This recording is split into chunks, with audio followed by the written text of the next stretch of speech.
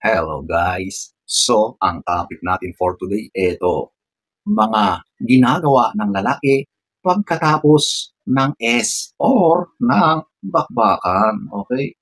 So, ladies, kung gusto nyong malaman ang mga ito, panoorin mo ito.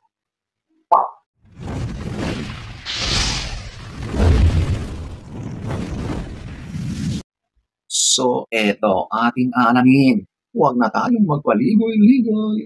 Number 1, eto, humihingi ulit yan ng pangalawang ulit or eto na yung round 2. Oh, yung mga bata-bata pa, yung mga matitigas pa ang pangangatawan, sigurado na gusto pa niyan. Okay? Saglit lang yan na magpapahinga at lalarga ulit yan.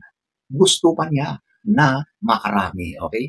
Hindi ko nilalahat kasi nakadepende yan sa lalaki. Magkakaiba ang mga lalaki. Pero marami ang mga ganyang lalaki na gustong umulit. Okay? Lalong-lalo na kapag talagang nagustuhan nila, natuwa sila doon sa kanilang karanasan sa iyo.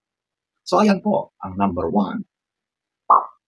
Number 2, eto yung yumayakap siya. Of course, talagang normal ito na gawain pagkatapos ng napakasayang karanasan, okay? Talagang yayakap yan, lalo na kapag mahal na mahal ka nito, okay? Mas lalong nagiging malapit yung pakiramdam niya. Gustong-gusto niya na talagang iparamdam sa iyo yung pagmamahal niya. Talagang ihahag ka niya, yayakapin ka. So ayan po, ang number 2. Number 3, eto yung matutulog na.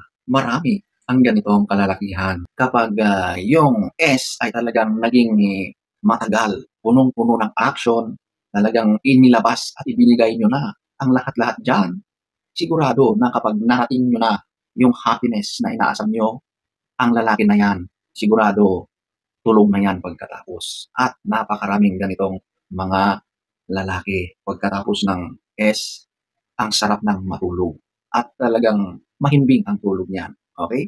Yan ang effect. Magandang effect kapag madalas kayong ganyan kasi nagre-release ang katawan ng mga hormones na nai-induce ng tulog. Siyempre, ang saya-saya. Talagang masarap ang pakiramdam at talagang masarap matulog. At madalas yan sa mga kalalakihan. Number 3, number 4, ito yung hinihingi yung panloob mo or yung, alam mo na, yung pante mo. Okay? May mga lalaki na pagkatapos ng ginawa niyong matinding exercise, paparamdam ng pagmamahal niyo sa bawat isa, pag-share ng mga sarili niyo sa bawat isa, isa yan sa hinahangad ng ibang kalalakihan na pagkatapos ng ginawa niyo, gusto niya na meron siyang dadalhin or iuuwi na galing sa iyo. At yun yung panloob mo. Okay? Pag-uwi nun, kasama ka na niya dahil nasa kanya na yung bagay na yon. At isa yan sa mga ninanais at gustong-gustong gawin ng ibang kalalakihan. Hindi lahat, okay? Kasi hindi naman lahat ng lalaki ay ginagawa yan. Pero meron talagang lalaki na gusto ang mga yan. At marami din sila, okay? So ayan po, ang number 4. Number 5, eto, yung gustong mag-iwan ng mga marka. Alam mo, may mga lalaki na pagkatapos ng ganon, ay yumayakap yan. Andun pa yung panggigigil. Okay? At madalas talagang hinahalik-halikan ka pa niyan. At sa panggigigil, nag-iiwan yan ng mga marka dyan. Okay? Maaring kinakagat-kagat ka niyan o yung sobrang paghalik niya ay sobrang gigil, nag-iiwan yan ng mga marka. At madalas yan, ginagawa yan sa mga parte ng sarili mo, yung mga parte na yan na mga intimate. Okay? So, ayan po, ang number 5. Number 6, tumatalikod yan. Ang mga lalaki, gusto magkaroon ng space. Space, literal na distansya sa iyo. So, tatalikod yan. Tapos, mag-aantay ulit yan na makaka-recover. Madalas ganun yun eh. Hindi sila yumayakap, hindi sila dumidikit, kundi ang iba tumatalikod. Okay? Dalawang eksena lang naman ang mangyayari dyan. It's either makakatulog siya or nag-iipon ulit ng lakas na makarecover at yan ulit ay hihirit. Okay? Kapag tumalikod siya, hayaan mo lang siya. Kung gusto mo, edi yakapin mo. Ikaw na lang ang lumihit sa kanya. Kasi natural sa mga lalaki ang gano'n, okey? Pagkatapos nun, sigurado kapag, nasa mood pa siya, kapag gusto pa niya, sigurado na hihirit ulit 'yan. So ayan po ang number 6. Number 7, dumidiretso sa bathroom or sa CR, okey? Pupunta siya doon para maglinis ng kaniyang sarili, magbawas, mag-jingle, tapos ayun, huhugasan niya yung sarili niya, lalong-lalo na yung kaniyang si Junjun, okey? Ganyan ang, ginagawa ng mga lalaki. Of course, hindi lahat kasi yung iba tamad ng bumangon, eh, punas-punas na lang, tapos hihilata, tutulog or magpapahinga, okey? Pero yung iba talagang gusto nila na malinis ulit sila para kapag gustong umulit, fresh na fresh ulit sila at, handang-handa ulit para sa susunod na kanilang gagawin, 'di ba? So ayan po ang number 7.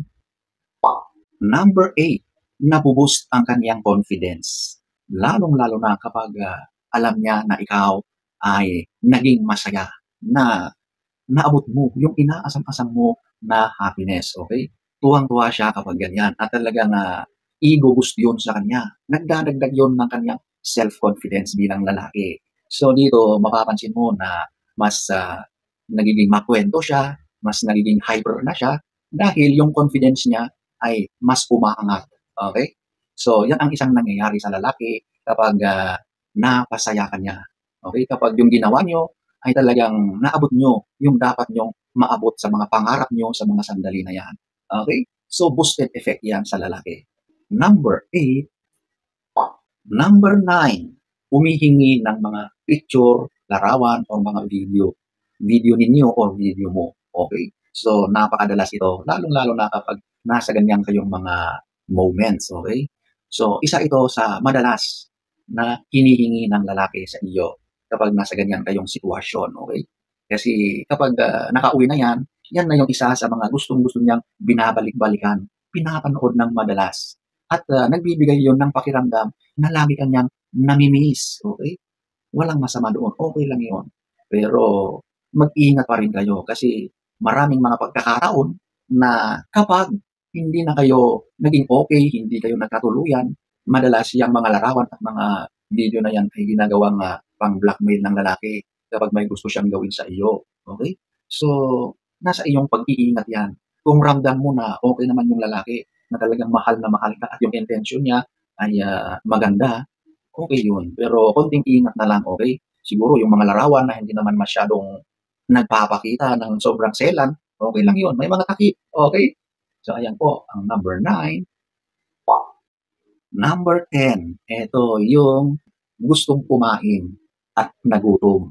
Lahat yata kapag napagod sa mga gawain ay nagugutom yan. Siyempre yung energy ay naubos na, nagamit na doon sa ginawa niyo. Kaya talagang kayong dalawa or siya ay nagutom na at gusto ng kumain or nauhaw, gustong iinom ng tubig, okey? Normal yan kasi pagkatapos ng matinding ginawa niyo, talagang inilabas niyo lahat doon, pinagpawisan kayo ng sobra at lahat ng mga calories niyo ay nasunog na, stored energy ay naubos na, ayan na, masarap talagang kumain.